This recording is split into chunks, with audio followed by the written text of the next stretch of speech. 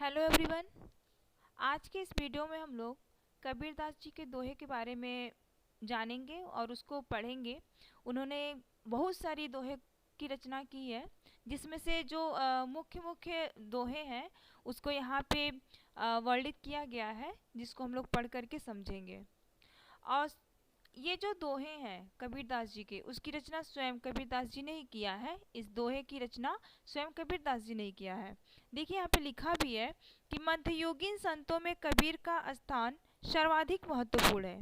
इन्होंने अपने समय की सामाजिक बुराइयों को दूर करने के साथ जीवन में उपयोगी नीतिपरक दोहों की भी रचना की है। ये इन्होंने अपने समय में जो सामाजिक बुराइयां फैली हुई थी समाज में, उन सारी बुराइयों को दूर करने के लिए इन्होंने नीतिपरक दोहे का निर्माण किया, रचना की है। ठीक है। मध्ययुगीन काल मतलब कि काल को चार भागों में बांटा गया है: आदिकाल, मध्यकाल, रीतिकाल और आधुनिक काल। आधुनिक काल में हम लोग हैं। ये मध्यकाल को भक्ति युग भी कहा गया है। ठीक है, भक्ति का काल था वो, जिसमें बहुत सारे संतों ने, सूफी संतों ने भक्ति का क्या कहते हैं, प्रचार प्रसार किया। उन्होंने मीराबाई थी, कबीर दास जी, संत रैदास, रसखान, ये सब लोग भक्ति काल में उन्होंने भक्ति का प्रचार प्रसार किया। तो उसी समय की बात है। कबीर दास जी ने भी बहुत सारी दोहे की रचना की थी, जिसमें से हम लोग कुछ दोहों को पढ़ेंगे और उसके भावार्थ को समझने का प्रयास करेंगे। तो चलिए, समय वेस्ट ना करते हुए हम लोग उनके दोहे को पढ़ते हैं और समझते हैं, उसके भावार्थ को जानते हुए चलते हैं। सबसे पहला दोहा है यहाँ पे: साच बराबर तप नहीं, झूठ बराबर पाप, जाके हृदय साच है, ताके हृदय आप। इस पंक्ति में कबीरदास जी कहते हैं कि इस जगत में सत्य के मार्ग पर चलने से बड़ा कोई तप नहीं है। इस संसार में सत्य के मार्ग, सच्चाई के मार्ग पे चलने से बड़ा कोई तप नहीं है, कोई तपस्या नहीं है। तप मीन्स होता है तपस्या, तपस्या नहीं है। और ना ही झूठ बोलने से बड़ा कोई पाप है। ठीक है, क्योंकि दूसरी वाली लाइन में क्या लिखा है: जाके हृदय साच है, ताके हृदय आप। क्योंकि जिसके हृदय में सत्य का निवास होता है, उसके हृदय में साक्षात परमेश्वर का वास होता है। ताके हृदय आप में यहाँ पे इस लाइन में परमात्मा को संबोधित करते हुए ये इस लाइन को लिखा गया है कि जिस मनुष्य का हृदय सच्चा है, निर्मल है, उसी के हृदय में आप विराजमान होते हैं, परमात्मा का वास होता है। ठीक है। साच मीन्स क्या होता है? सत्य या सच। तप मीन्स होता है तपस्या। जाके मीन्स होता है जिसके। हृदय, हृदय मीन्स होता है हृदय से। ताके मीन्स होता है उसके। ठीक है। तो इस तरह आप लोग स्वयं इसके अर्थ को लगा सकते हैं।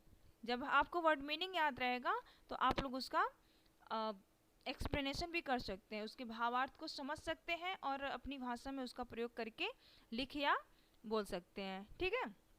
तो समझ में आया कबीरदास जी ने ये इस दोहे में क्या कहना चाह रहे हैं कि इस संसार में सत्य के मार्ग पे चलने से बड़ा कोई तप नहीं है। आज के समय में लोग सत्य के मार्ग पर चलना कम करके झूठ के मार्ग पे चलना ज़्यादा पसंद करते हैं। इसलिए जो सत्य के मार्ग पे चलता है वो समझिए वो तपस्या करता है, तप करता है। ठीक है। दूसरा दोहा जो है उसमें क्या है: ऐसी बानी बोलिए मन का आपा खोए, औरन को शीतल करे आपहु शीतल होए। कबीरदास जी इस पंक्ति में कहते हैं कि ऐसी बानी बोलिए। बानी मीन्स वाणी या भाषा। तो हमें ऐसी भाषा बोलनी चाहिए, ऐसी वाणी बोलनी चाहिए जो सुनने वाले के मन को अच्छा लगे, बहुत अच्छा लगे। ठीक है। औरन को शीतल करे आपहु शीतल होए। ऐसी वाणी का प्रयोग करना चाहिए जो दूसरे व्यक्ति को अच्छा लगे। ऐसी भाषा दूसरे लोगों को तो सुख पहुंचाती ही है, इसके साथ ही साथ खुद को भी बड़े आनंद का अनुभव कराती है। ठीक है। मतलब कि जब हम अच्छी वाणी बोलते हैं, दूसरों के साथ अच्छा व्यवहार करते हैं, अच्छी भाषा का प्रयोग करते हैं, तो उससे वो सामने वाला व्यक्ति तो प्रसन्न होता ही होता है, साथ ही साथ हमें खुद को भी अ, आनंद महसूस होता है, हमें अपने सॉरी हम खुद भी प्रसन्न होते हैं। ठीक है, क्या लिखा है कि औरन को शीतल करे आपो शीतल होए। मतलब कि हमारी वाणी जब दूसरों को पसंद आती है तो उससे हम खुद भी प्रसन्न होते हैं, हम खुद भी आनंदित होते हैं। ठीक है, आनंद का अनुभव करते हैं, कहने का तात्पर्य यही है।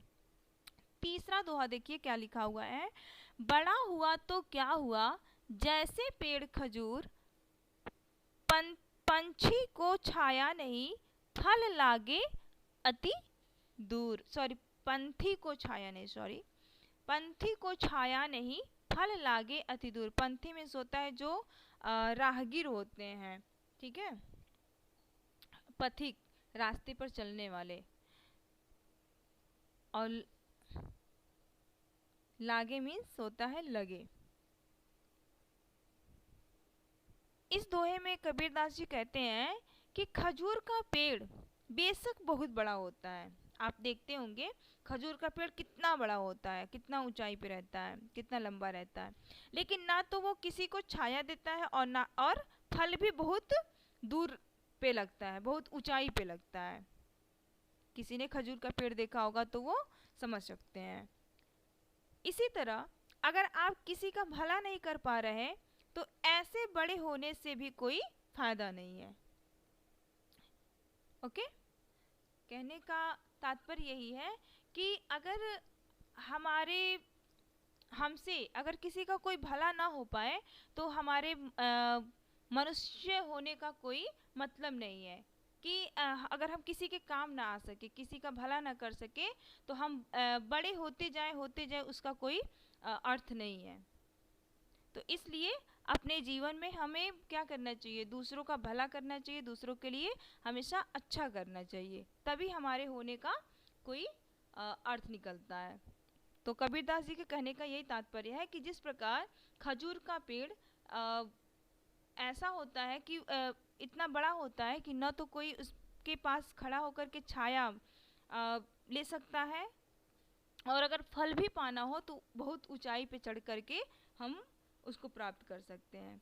ठीक ऐसे ही अगर मनुष्य भी मनुष्य होने के बावजूद अगर हम किसी का भला नहीं कर सकते हैं तो हमारे मनुष्य होने का कोई अर्थ नहीं है, कोई फायदा नहीं है। ठीक है, समझ में आया?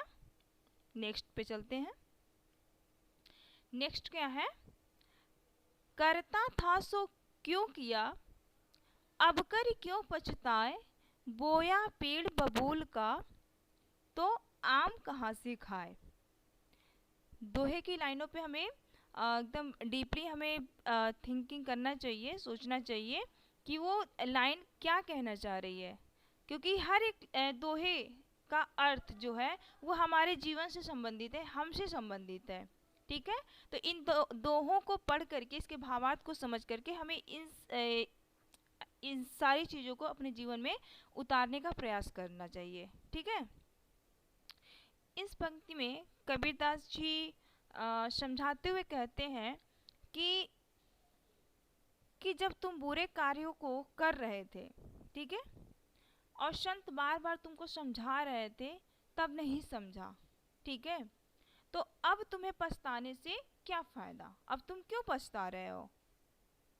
मतलब कि जब तुम बुरे कार्यों को कर रहे थे और संतों के समझाने पर नहीं समझ रहे थे तो अब तुम्हें पछताना नहीं चाहिए, अब तुम क्यों पछता रहे हो। कहने इस लाइन का यही अर्थ निकलता है कि बोया पेड़ बबूल का तो आम कहाँ से खाए। अगर हम मान लीजिए बबूल का पेड़ बो रहे हैं दरवाजे पे बाहर, तो उसमें से आम का फल तो निकल के आएगा नहीं। अगर बबूल बोएंगे तो जाहिर सी बात है कांटा ही हम प्राप्त कर सकते हैं उससे, आम का फल, मीठा फल कभी नहीं प्राप्त कर सकते हैं। तो ये काम तो हमें बोते समय समझना चाहिए कि हमें किस चीज़ का पेड़ लगाने से क्या फ़ायदा होने वाला है। ठीक ऐसे ही अगर हम बुराई के रास्ते पे चल रहे हैं तो हमें क्या, उसका अंत भी हमारे लिए बुरा ही होगा। तो इसलिए हम कुछ जिस भी रास्ते पे चल रहे हैं हम उस रास्ते को भली भांति समझ लें कि वो रास्ता हमारे लिए सही है या गलत।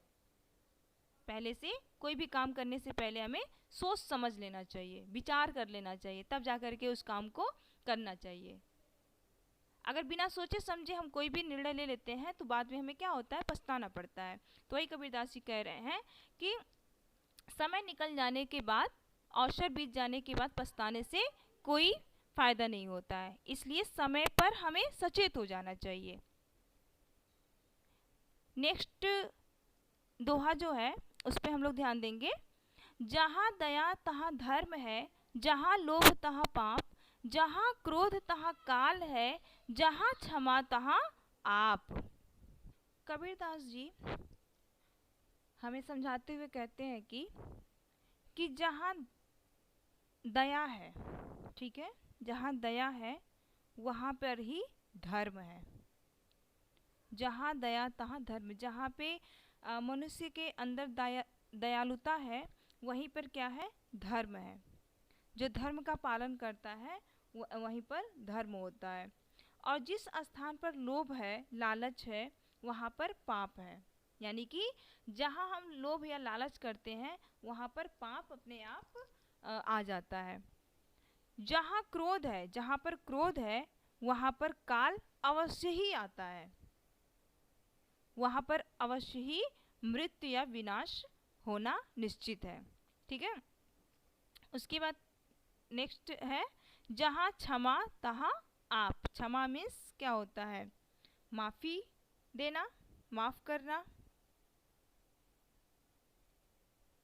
तो जहाँ पर क्षमा है वहाँ पर ईश्वर है। जहाँ क्षमा तहाँ आप, आपका अर्थ ईश्वर से लगाया गया है, परमात्मा से लगाया गया है। तो कबीरदास जी कहते हैं कि जहाँ पे दया होता है वहाँ पे धर्म होता है, जहाँ लोभ या लालच होता है वहाँ पे पाप का निवास होता है, जहाँ क्रोध होता है वहाँ पे काल होता है। आप तो इसका सेंस आप इससे भी लगा सकते हैं, जनरली आप समझ सकते हैं कि लोग कभी कभी देखते होंगे कि इतने गुस्से में आ जाते हैं, क्रोधित होते हैं कि एक दूसरे की हत्या कर देते हैं। तो जहाँ क्रोध है वहाँ पे काल है, वहाँ पे विनाश अवश्य ही है। और जहाँ पे क्षमा है, यानी कि अगर मान लीजिए कोई गलत काम भी कर दिया, आपके लिए कोई कुछ भला बुरा बोल दिया और उसको आप क्षमा कर देते हैं, माफ़ी दे देते हैं, तो समझिए आप में ईश्वर का वास है, आप ईश्वर तुल्य हैं। ठीक है। तो जहाँ पे क्षमा है वहाँ पे परमात्मा का वास होता है, वहाँ पे ईश्वर होते हैं। समझ में आया। नेक्स्ट लाइन देखिए, गुरु गोविंद दोऊ खड़े, काके लागू पाए, बलिहारी गुरु आपने, गोविंद दियो मिलाए। कबीरदास जी कहते हैं कि गुरु गोविंद दो खड़े। इसमें क्या, इन लाइनों में क्या कहा गया है कि गुरु और गोविंद, गुरु मीन्स जिनसे हमें ज्ञान प्राप्त होता है, और गोविंद भगवान को कहा गया है, ईश्वर को। अगर ये दोनों लोग एक साथ खड़े हो जाएं तो किसे प्रणाम करना चाहिए। यहाँ पे दिया है ना, गुरु गोविंद दो खड़े, का को लागू पाए। कबीरदास जी कहते हैं कि मेरे समक्ष एक तरफ गुरु महाराज जी खड़े हैं, मेरे गुरु जिनसे मैंने ज्ञान प्राप्त किया, दीक्षा लिया, और एक तरफ भगवान खड़े हैं, ईश्वर खड़े हैं। अब मुझे समझ में नहीं आ रहा है कि मैं किसको पहले प्रणाम करूं। काके लागू पाए, किसको प्रणाम करूं, किसको चरण स्पर्श करूं, गुरु को अथवा गोविंद को, अपने गुरु महाराज जी को करूं या भगवान को करूं। ऐसी स्थिति में गुरु के श्री चरणों में शीश झुकाना उत्तम है। बलिहारी गुरु आपने, गोविंद दियो मिलाए। ऐसी स्थिति जब आ जाए तो सबसे पहले हमें गुरु महाराज जी के चरणों में शीश झुकाना चाहिए, उनके चरणों में शीश झुकाना उत्तम है, जिनके कृपा रूपी प्रसाद से गोविंद का दर्शन करने का सौभाग्य प्राप्त हुआ। समझ में आ रहा है कि अगर गुरु नहीं मिले होते तो हमें परमात्मा का दर्शन कैसे होता। अगर उनको गुरु नहीं मिले होते, उनसे ज्ञान प्राप्त कर, उन्होंने ध्यान करके, जो भी हो ऐसे करके, अगर गुरु महाराज जी को नहीं पाए होते तो वो भगवान को पाना भी उनके लिए मुश्किल था। तो गुरु के ही कृपा पात्र से, कृपा से उन्होंने भगवान का दर्शन पाए, भगवान का दर्शन पाने का उनको सौभाग्य मिला, अवसर मिला। इसलिए गुरु के चरणों में सबसे पहले प्रणाम करना चाहिए, उनके चरणों में प्रणाम करना उत्तम होगा, क्योंकि उन्हीं के बदौलत हमें परमात्मा का दर्शन हुआ। ओके, नेक्स्ट है, दुख में सुमिरन सब करे, सुख में करे न कोई, जो सुख में सुमिरन करे, दुख काहे को होए। इस लाइन में कबीरदास जी क्या कहते हैं कि दुख के समय सभी भगवान को याद करते हैं। पूरे मानव स्वभाव ही ऐसा है कि जब हमारे ऊपर दुख आता है तो हम तुरंत भगवान को याद करते हैं, लेकिन सुख के समय में हम उनको भूल जाते हैं, सुख के समय में हम उनको याद नहीं करते हैं। तो दुख के समय में सभी भगवान को याद करते हैं, पर सुख में कोई नहीं याद करता है। यदि सुख में भी भगवान को याद किया जाए तो दुख हो ही क्यों। दूसरी लाइन में दिया हुआ है ना कि जो सुख में सुमिरन करे, दुख काहे को होए। जिस प्रकार हम दुख से छुटकारा पाने के लिए दुख आने पर हम भगवान को याद करते हैं कि भगवान ही हमारे दुख को दूर कर सकते हैं और कोई नहीं कर सकता, ठीक उसी प्रकार जब हम सुख, हमारे जीवन में सुख हो, सुख समृद्धि हो, उस समय भी अगर हम भगवान को याद करते रहें, उनकी पूजा अर्चना करते रहें, तो वो दुख कभी हमारे जीवन में आएगा ही नहीं। ठीक है, तो हमें सुख और दुख हर समय हमें भगवान को याद करते रहना चाहिए। अगर हम हर समय भगवान को याद करते रहेंगे तो हमारे जीवन में दुखों का अंत होता जाएगा। दुख अगर आएगा भी तो बहुत ही जल्दी वो खत्म हो जाएगा, दूर हो जाएगा। इसलिए हमें सुख में भी, सुख के समय में भी, यानी कि अच्छे दिनों में भी हमें भगवान को याद करते रहना चाहिए। ठीक है, तो इस तरह कुछ दोहे हैं कबीरदास जी के, उसको आपके सिलेबस में दिया गया है जानने के लिए, समझने के लिए। तो बहुत ही अच्छे अच्छे दोहे हैं, और भी बहुत सारे दोहे हैं जिसको हम लोग पढ़ करके वैसा बनने का प्रयास कर सकते हैं। उनके बताए गए सद्मार्ग पे हम चल सकते हैं, जिससे हमारे जीवन के लिए बहुत ही महत्वपूर्ण है, उपयोगी भी है। ठीक है, इस तरह हम करके हम एक सच्चा व्यक्ति बन सकते हैं, अच्छा व्यक्ति बन सकते हैं समाज में। जैसे एक और दोहा है, बुरा जो देखन में चला, बुरा न मिलिया कोई, जो दिल खोजा आपना, मुझसा बुरा न कोई। कि हम दूसरों के अंदर बुराई देखने के लिए पहले तैयार हो जाते हैं कि ये ऐसा है, वैसा है, हम दूसरों में बुराई बहुत ढूंढते हैं, लेकिन अगर हम एक बार अपने हृदय में झांक कर देखेंगे तो हमसे बुरा कोई नहीं दिखेगा। तो इस तरह कबीरदास जी ने हर प्रकार से सामाजिक बुराइयों को दूर करने का अथक प्रयास किया है, और काफ़ी हद तक उन्होंने प्रयास करके उसमें सफलता भी हासिल किए हैं। ठीक है, तो हम इन दोहों को बस पढ़ के नहीं रखना है, इसके जो भावार्थ है उसको समझ करके हमें अपने जीवन में उतारने का प्रयास भी करना है। ठीक है, इसका जीवन मूल्य है, संतों की वाणी हमें सही रास्ता दिखाती है। सही बात है, जितने भी संतों ने अपनी दोहों की रचना किए हैं और अपने पद लिखे हैं, उसके माध्यम से हमें सही मार्ग पे चलने की प्रेरणा मिलती है। तो हम इस दोहे को पढ़ करके, जो भी कविता कहानी जो भी हम पढ़ते हैं उसको पढ़ करके हमें बस अपने मनोरंजन के लिए या फिर बस परीक्षा में पास होने के लिए नहीं पढ़ना है, उसको जानना है, बल्कि उसे अपने व्यवहारिक जीवन में भी उसको लाने का प्रयास करना है। तभी हम एक अच्छे व्यक्ति बन सकते हैं, अच्छे और सच्चे व्यक्ति बन सकते हैं। ठीक है, तो आज आप लोग इस कबीर जी के दोहे को पढ़िए और इसके भावार्थ को और अधिक अपनी भाषा में समझने का प्रयास कीजिए। और वीडियो अच्छा लगे तो लाइक कीजिए, शेयर कीजिए और चैनल को सब्सक्राइब भी कीजिए। Okay, thank you so much.